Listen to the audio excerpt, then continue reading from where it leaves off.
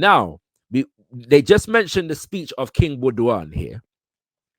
And this is, again, so the first victory of Lumumba is that he was able to form a political party that was able to buck the neocolonial trend by appealing to the masses of African people across so-called tribal lines. The second is that he was able to win the contextual battle of ideas in terms of what kind of independence the people of the Congo were walking into. But prior to the date 30th of June 1960, one of the many dynamics that alerted Papa Patrice Lumumba to what the Belgians were actually trying to institute in terms of a pro-Belgium, a pro-colonizer form of independence, is the fact that when he was elected as head of government and moving towards the independence declaration and celebration, he tried to institute one of his first policies, which was the release from prison of all people that were in prison serving sentences of under 10 years or something to that effect. And this is because of the fact that there were so many people in prison unjustly as a result of breaking this or that colonial unjust law. And so he attempted to institute a law that would serve as an immediate form of justice for the masses of the people. And so that particular policy was intercepted, and he was asked to agree to a compromise, which is basically that all prisoners who are serving sentences of, I think somewhere like under 3 years would be released, and that he would not announce that, but that the King of Belgium, King Baudouin, would announce it. And that was supposed to be announced on the 29th of June. King Baudouin did not announce it on the 30th of June. Even the compromise was not announced. And so Lumumba began to realize what the hell was going on. Yes? And then the King of Belgium now attends the independence celebration and delivers this speech in which he evokes the demon of King Leopold and credits him with this particular moment that is being celebrated, which is the independence of the Congo. Okay? I think it is important at this moment in time to actually read that entire speech. This speech is often referred to, but very seldom is it read in its entirety. So I want to read the speech. Yeah, I want to read the speech in its entirety so you understand why Papa Patrice Lumumba had to. There was no question about the fact that he had to take the action that he took, brothers and sisters. This is a speech of King Baudouin. Gentlemen, obviously I'm not speaking to no woman. The independence of the Congo, he says, is the end result of the work started with the exceptional personality of King Leopold II, which he tackled with determined courage and which has been continued with persistence by Belgium.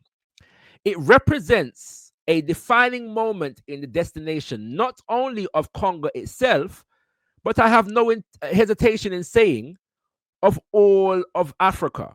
Now bear in mind that Leopold is the devil who committed a genocide against the people of the Congo. And his devilishment was so deep that the Belgian authorities had to take the Congo from him and commit their own refined criminality in his absence. But now the new King of Belgium comes and is lauding the acts of that genocidal maniac and all those who served under him, noting that Leopold himself never actually stepped foot in Congo. For 80 years, Belgium has sent the best of its sons to your country, first to liberate the Congo Basin from the horrible slave trade, that thinned out your populations. So the genocide of Leopold didn't, you know, thin out the population, but the so-called slave trade did. Later, to bring the different peoples who used to be enemies closer together and present themselves, prepared to form together the largest of the independent African states.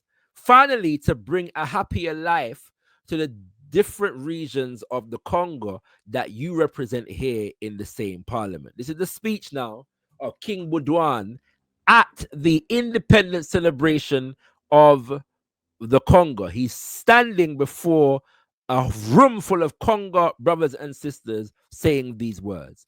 At this historic moment, our thoughts must turn to the pioneers of the emancipation of Africa and those who after them made Congo what it is today. They deserve our admiration and your appreciation, for it was they who, by sacrificing their best strengths and even their lives to a great ideal, brought you peace and enriched your moral and material possessions. They must never be forgotten, neither by Belgium nor by Congo. He's speaking about the great white folks who colonized African nations and African people.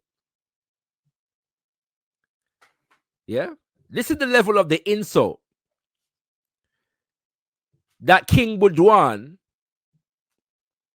pronounced on the 30th of June, 1960.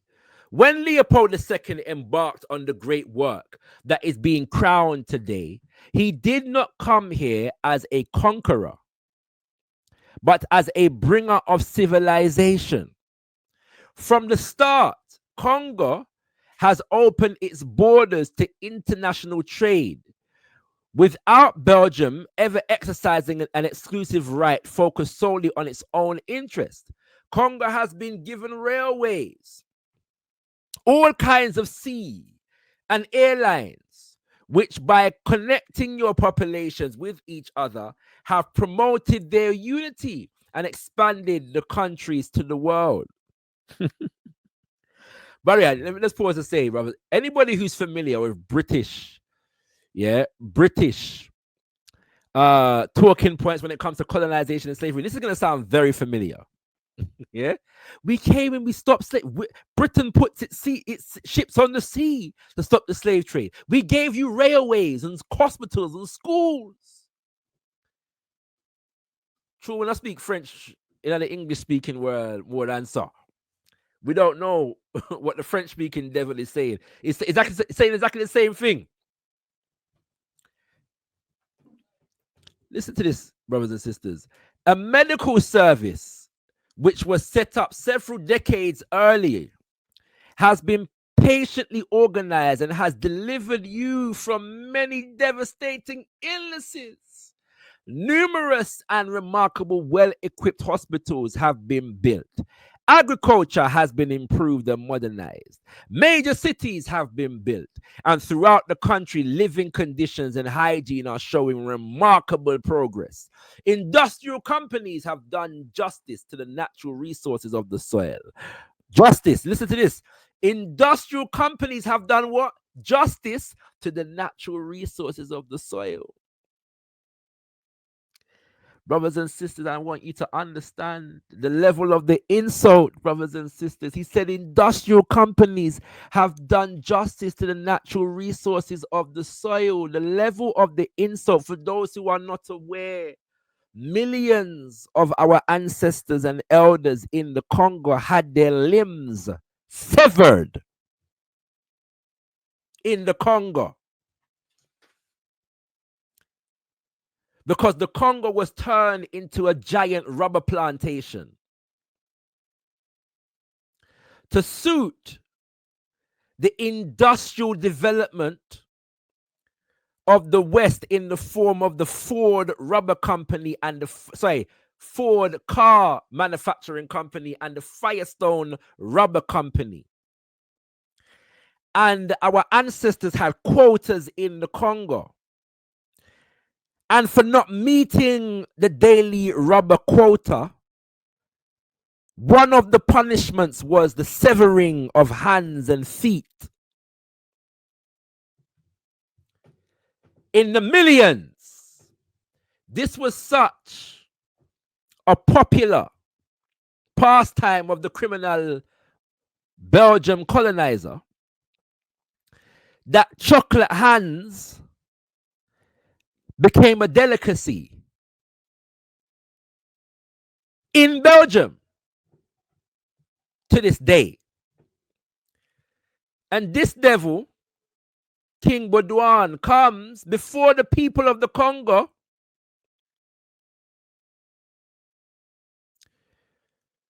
and says industrial companies have done justice to the natural resources of the soil.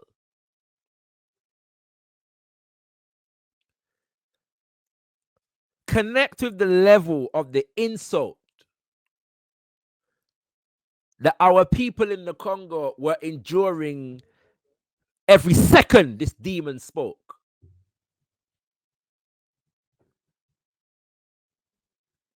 The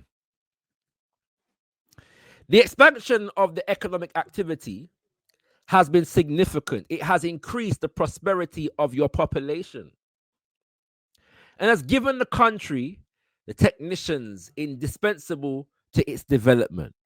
Thanks to the missionary school, that's another favorite one of the British colonizer, missionary schools, as well as those who established the public powers, basic education has expanded considerably. An intellectual elite is forming, and your universities will grow rapidly. An increasing number of qualified workers in agriculture, industry, crafts, commerce, administration are beginning to introduce into all walks of life the individual emancipation that is the real basis of every civilization. From now on, Belgium and Congo are side by side as sovereign states, but bound by friendship and decided to help each other. Today, we therefore return to your hands the administrative, economic, technical, and social services. This is the gift now of the colonizing Belgians to the people of the Congo. We give it to you. And all this beautiful stuff that we've given you, we now hand it over to Ono, as well as the judicial organization, without which a modern state is not viable. The Belgian representatives are ready to lend you a loyal, open cooperation. Your task, he's going to give us our marching orders now. Your task is immense, and you are the first to realize it. The greatest dangers that threaten you are the inexperience of the populations to govern themselves. So after all that talk about the missionary schools and the education and so on and so forth, this devil has the audacity to suggest that the greatest danger, the irony in the benefits of all this education, but the greatest danger is that the population is inexperienced in the realms of governing itself. Imagine that your schools were so fantastic, but the people were still left inexperienced in governance. The tribal quarrels that have caused so much evil in the past and cannot start again at any cost. The attraction that foreign superpowers can exert in certain regions.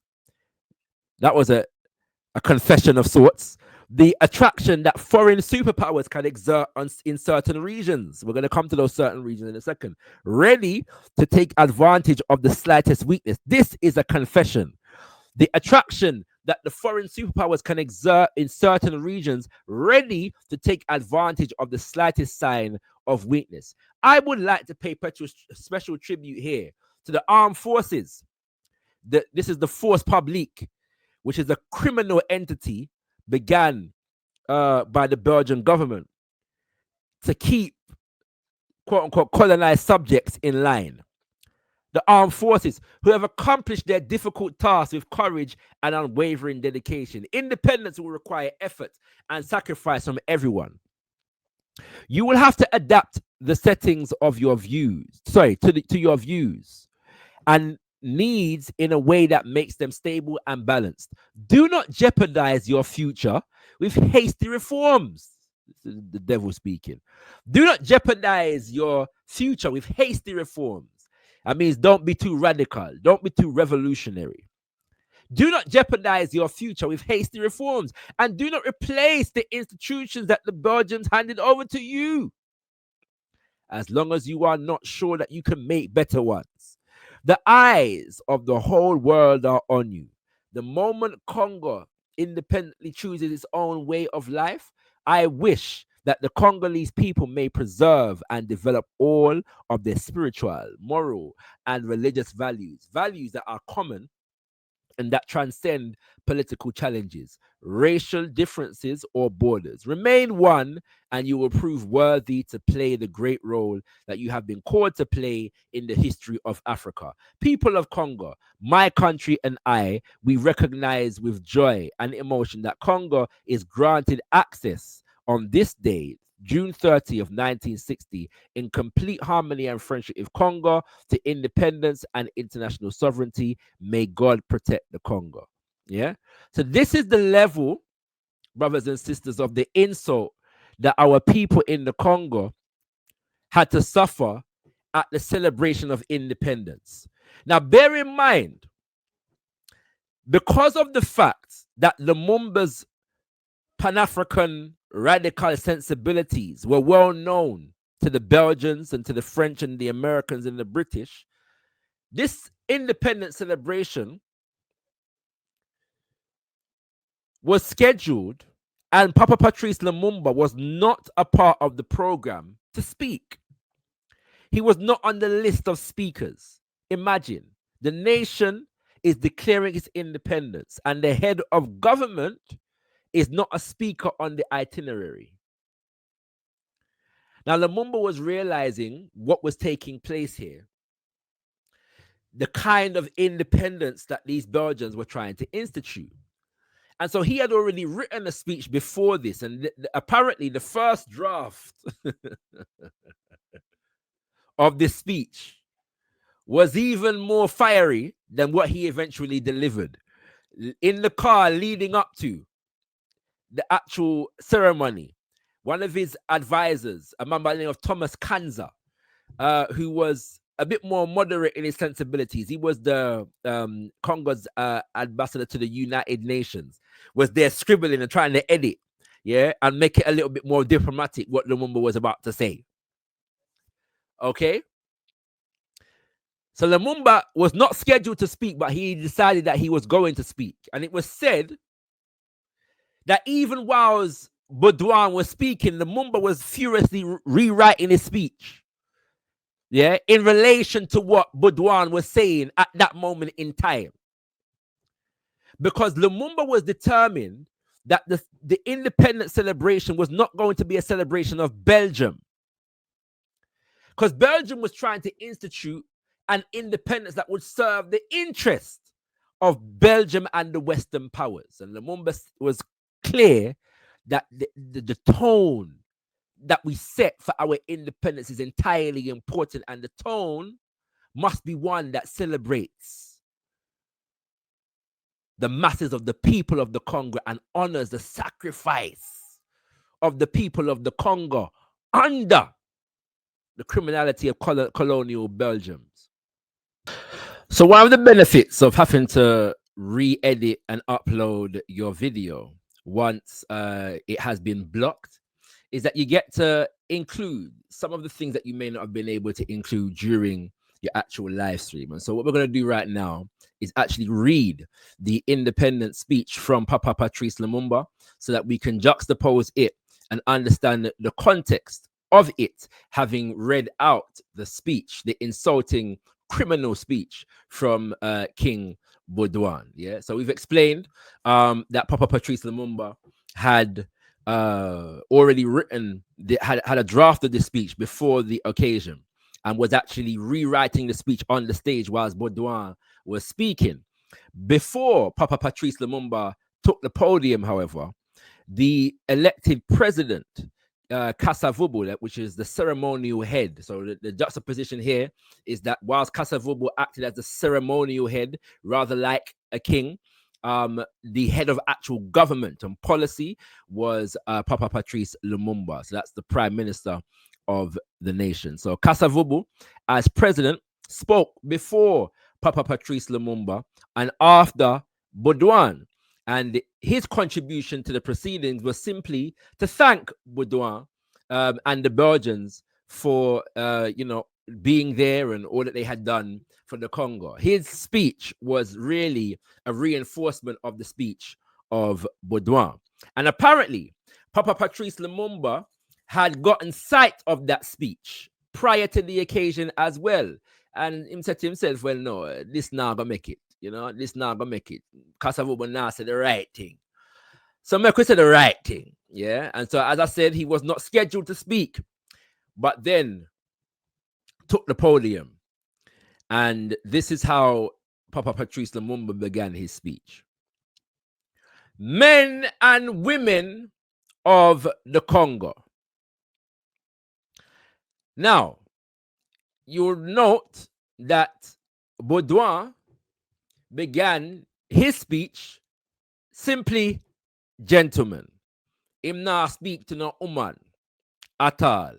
So I believe that Papa Patrice Lumumba, in beginning his speech, men and women of Congo, did so deliberately. I believe that was a deliberate tactic on the part of Papa Patrice Lumumba, although I accept that my conviction here is speculative, but I think the speculation carries some weight. He continues, victorious independence fighters, I salute you in the name of the Congolese government, not the Belgian government, not the Congolese government with the permission, of the Belgian government. I greet you in the name of the Congolese government. I ask all of you, my friends, who tirelessly fought in our ranks to mark this June 30th, 1960, as an illustrious date that will ever be engraved in your hearts, a date whose meaning you will proudly explain to your children so that they in turn might relate to their grandchildren and great-grandchildren the glorious history of our struggle for freedom, not the glorious beneficence of the Belgians in granting us independence, but the glorious history of our struggle for freedom. Papa Patrice Lumumba is on the fight back. He's engaged in the ideological warfare, setting the tone, the ideological tone, the principled tone for the independence of the Congo at this moment in time.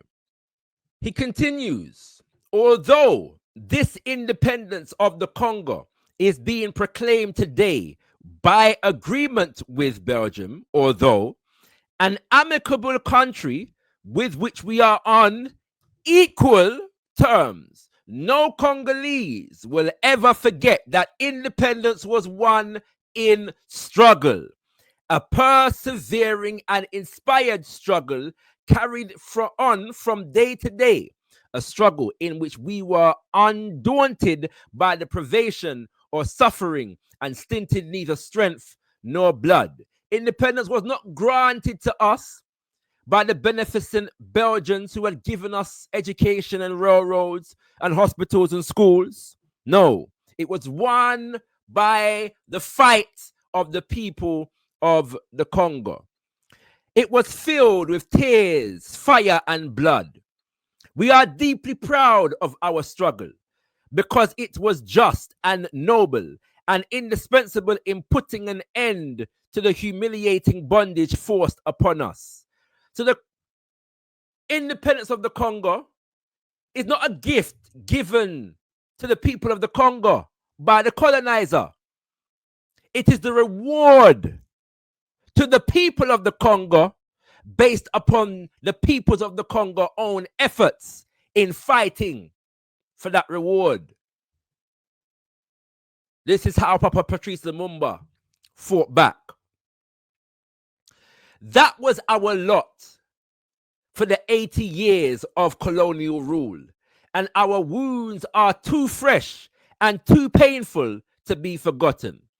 We have experienced forced labor in exchange for pay that did not allow us to satisfy our hunger, to clothe ourselves, to have decent lodgings, or to bring up our children as dearly loved ones. Morning, noon, and night, we were subjected to jeers, insults, and blows because we were, quote unquote, Negroes.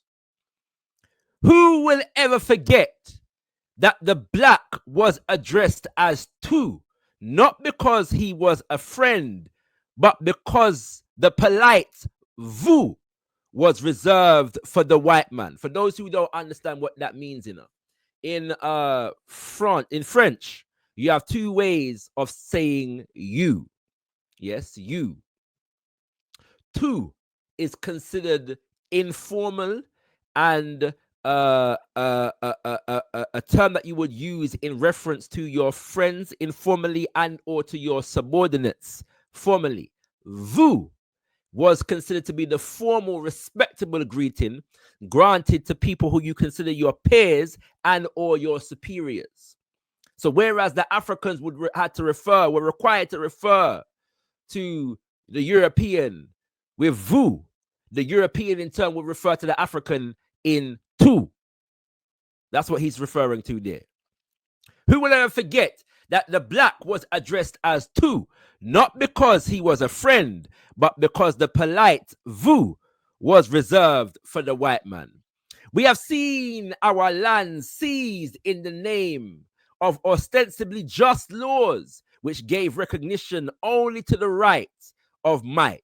We have not forgotten that the law was never the same for the white and the black, that it was lenient to the ones and cruel and inhuman to the others. We have experienced the atrocious sufferings being persecuted for political convictions and religious beliefs. It's an important one, that for actually developing liberatory political ideology, Pan-African liberatory political ideology, Africans were persecuted in the Congo.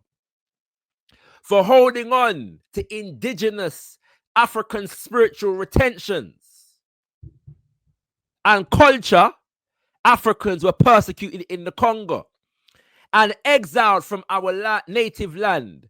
Our lot was worse than death itself. We have not forgotten that in the cities, the mansions were for the whites and the tumbled down huts for the blacks, that a black was not admitted to the cinemas, restaurants, and shops set aside for the Europeans, that a black traveling in the holds under the feet of the whites in their luxury cabins. This is the direct rebuttal to BAUDOIN's lauding of the fact that the Belgians built these massive cities with all this beautiful housing, and they built all this infrastructure and this entertainment in the cities of the Congo as they colonized it, that they built these railroads and transportation networks across the Congo. Papa Patrice Lumumba is saying that the Africans in the Congo never received the benefit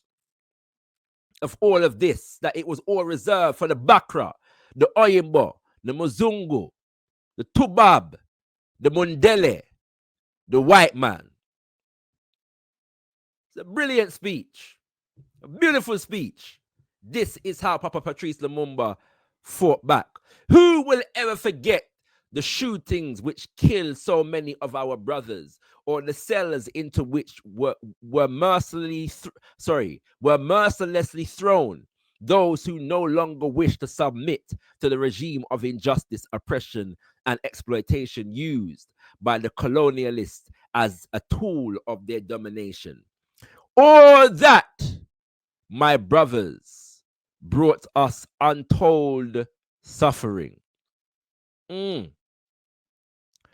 So with that, brothers and sisters, he has just reversed almost the entirety of the speech delivered by BAUDOIN. The criminal insult to the plight of African people. And he has reset the history of the plight of the people of the Congo. And instead of celebrating Belgium and their criminality, now the independence of Congo celebrates the people of the Congo. He has ripped the rug from under the feet of BAUDOIN and all of the Belgian colonizers, and not just the Belgian colonizers, but the entirety of the Western colonial empire, because all of the Western media were present at this occasion and filmed this speech. But he's not finished. Patrice Lumumba is not finished, brothers and sisters. Here is where he went next. But we who were elected by the votes of your representatives, representatives of the people, not representatives of Belgium, representatives of the people of the Congo, to guide our native land. We who have suffered in body and soul from the colonial oppression, we tell you that henceforth all that is finished with. So he has characterized Belgium in the mold of the criminal oppressor of African people that they were and were intended to continue to be. And he has said all that has been finished with. So now BAUDOIN implores the people of the Congo to continue along the path set for us by Belgium.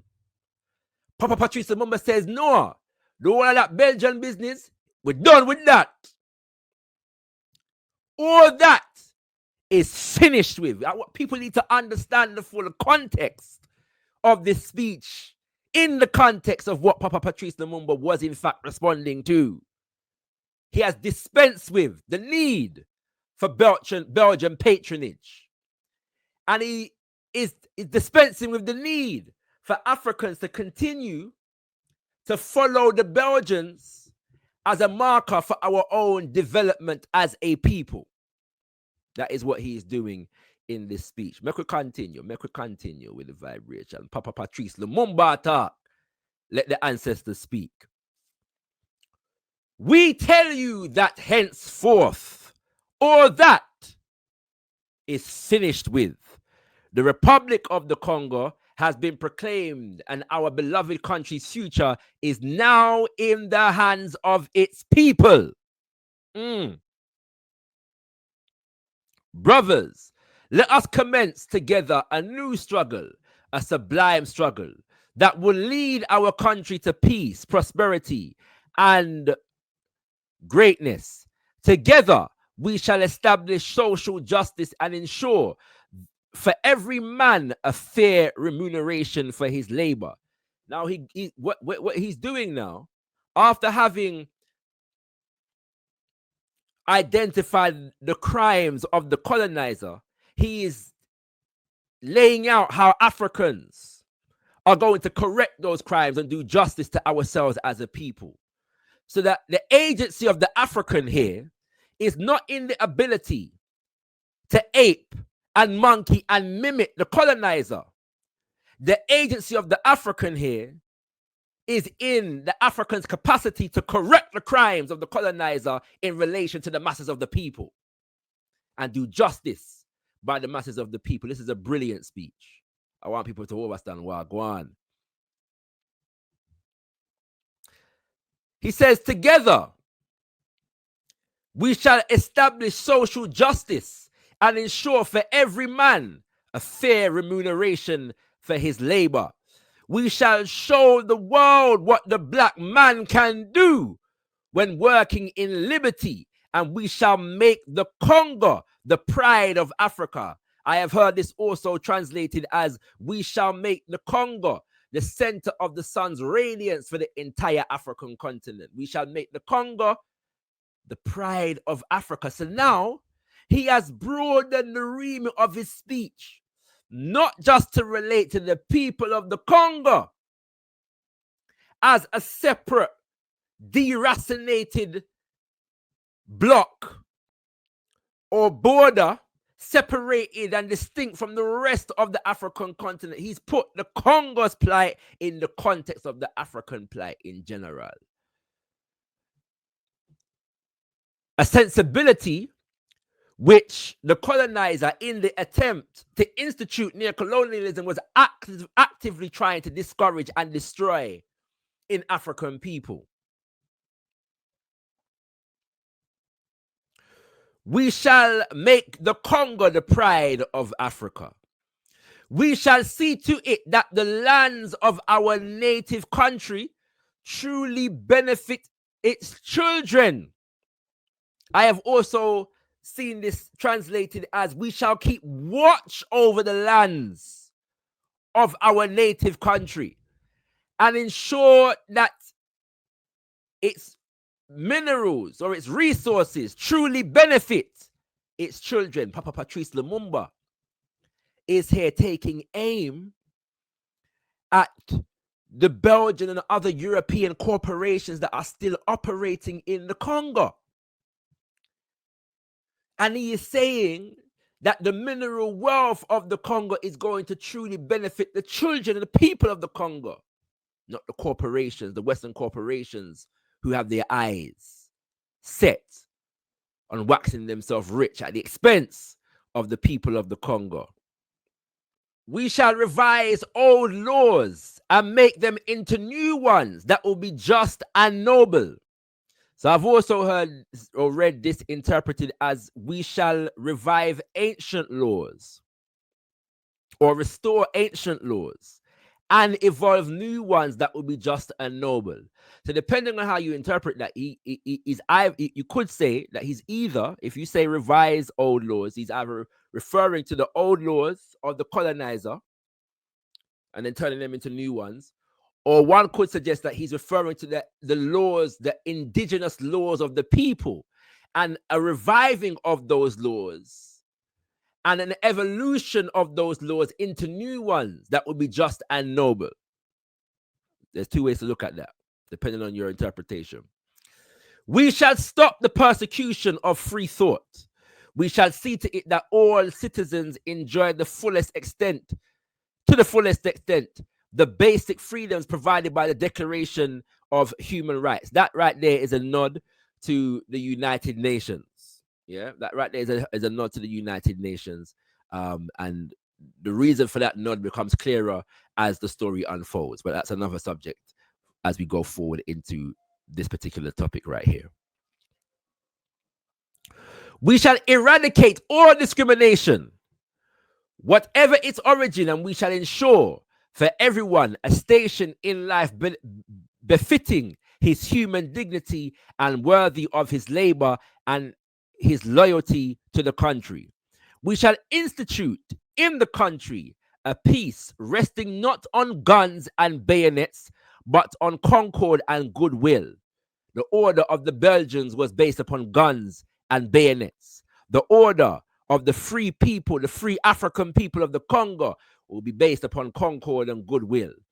And in all this, my dear compatriots, we can rely not only on our own enormous forces and immense wealth, but also on the assistance of numerous foreign states, not just the Belgians, numerous foreign states whose cooperation we shall accept when it is not aimed at imposing upon us an alien policy that is given, but is given in a spirit of friendship. Hear this, brothers and sisters. BAUDOIN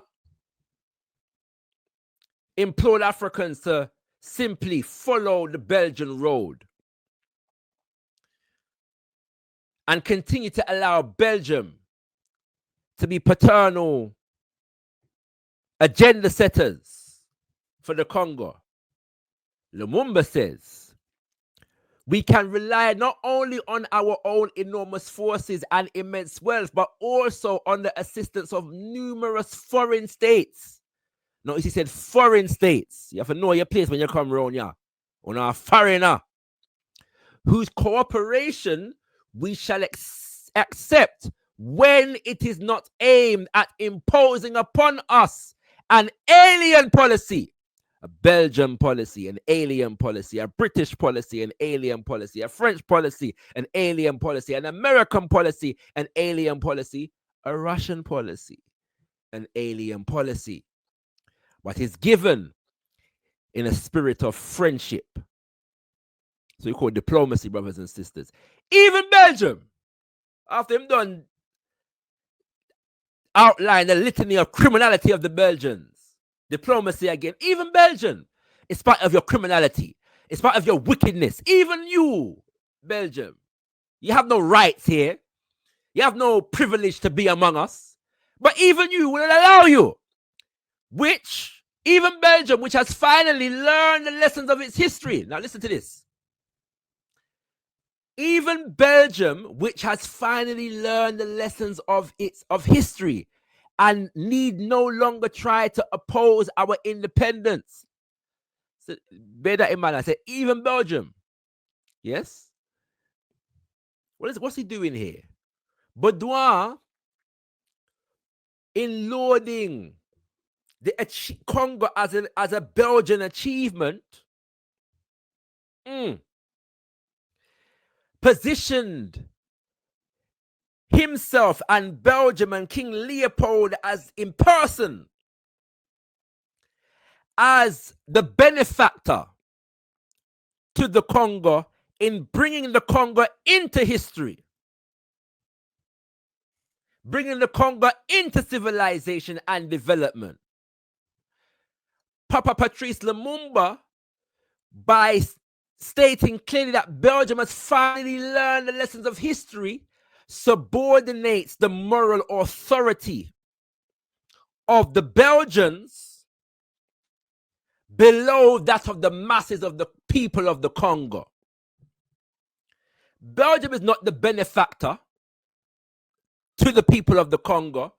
The people of the Congo are the benefactors to Belgium. The Belgians are the beneficiaries of the fight of the people of the Congo, because the fight of the people of the Congo has allowed Belgium to learn the lessons of history. This is a brilliant speech. This is how Lumumba fought back. Let us not sleep on this speech. This is why this speech caused uproar in the white world. We could continue.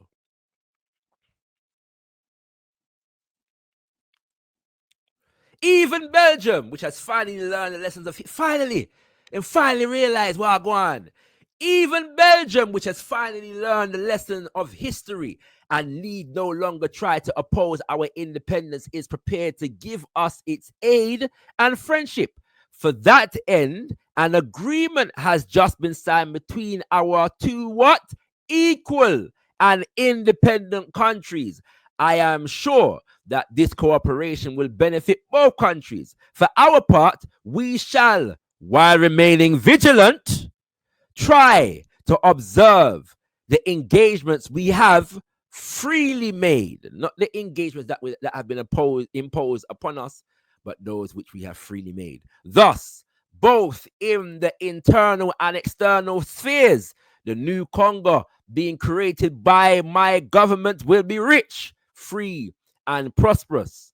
But to attain our goal without delay, I ask all of you, legislators and citizens of Congo, to give us all the help you can.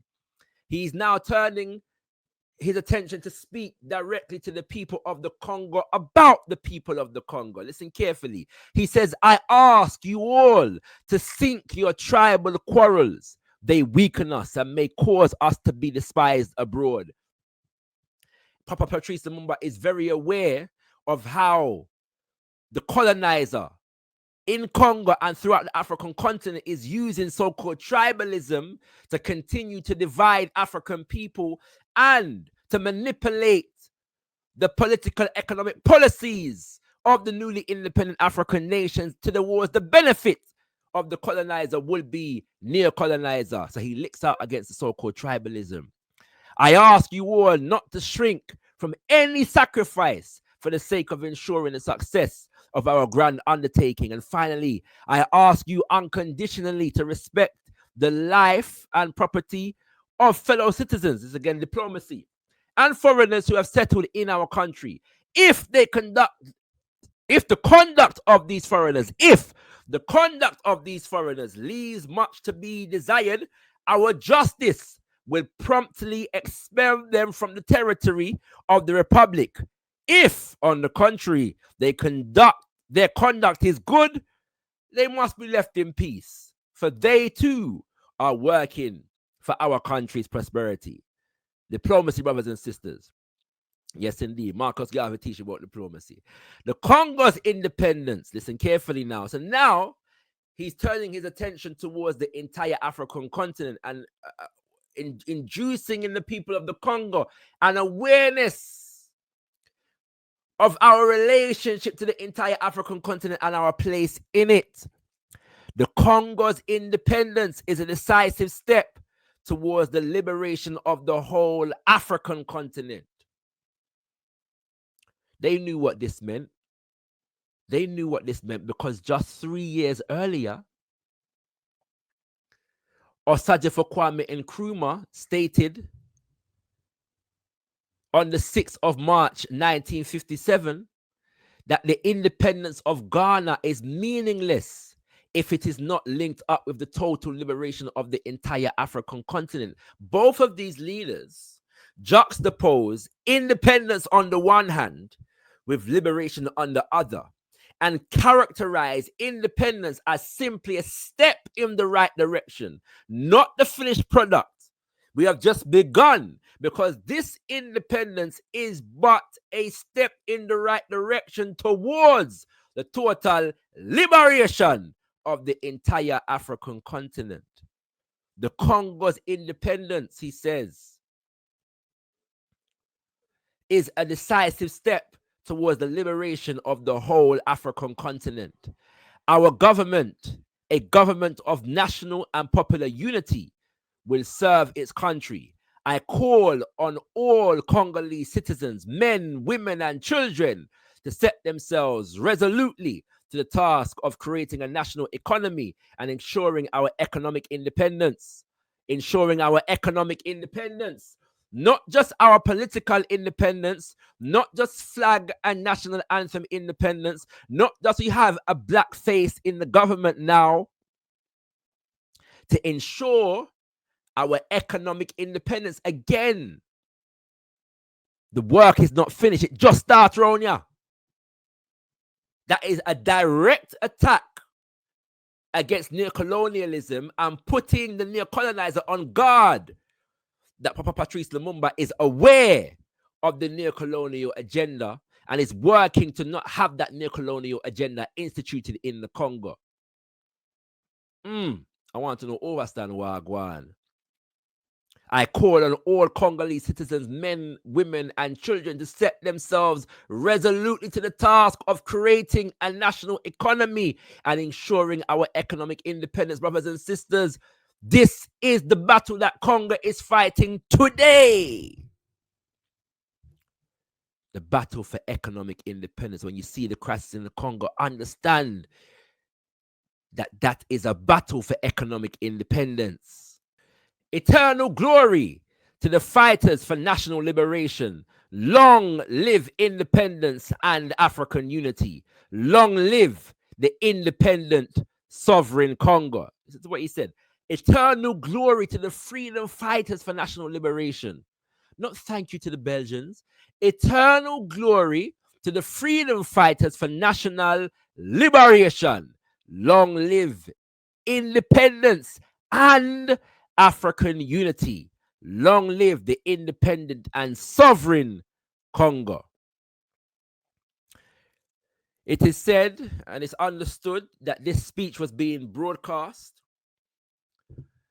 via speakers to outside the assembly hall in which the ceremony was taking place, and that the speech was broadcast over the radio, and the entire Congolese people, the people of the Congo, rose up in jubilation and celebration of the speech of Papa Lumumba.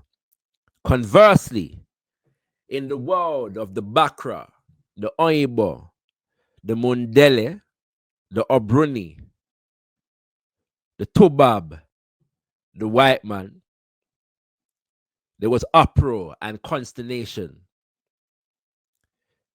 France and Britain and Belgium and America, even America was offended for their European brethren, their European colonizer brethren.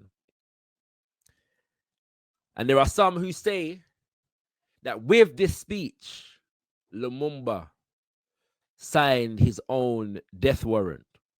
We have to understand, brothers and sisters, that this was a part of the fight back of Lumumba. Lumumba was wresting the initiative from the Belgian colonizer, would-be near-colonizer, and setting a free, liberated, African sovereign agenda for himself, the government of the Congo, and the masses of the people of the Congo at large. How Papa Patrice Lumumba fought back. Part 1.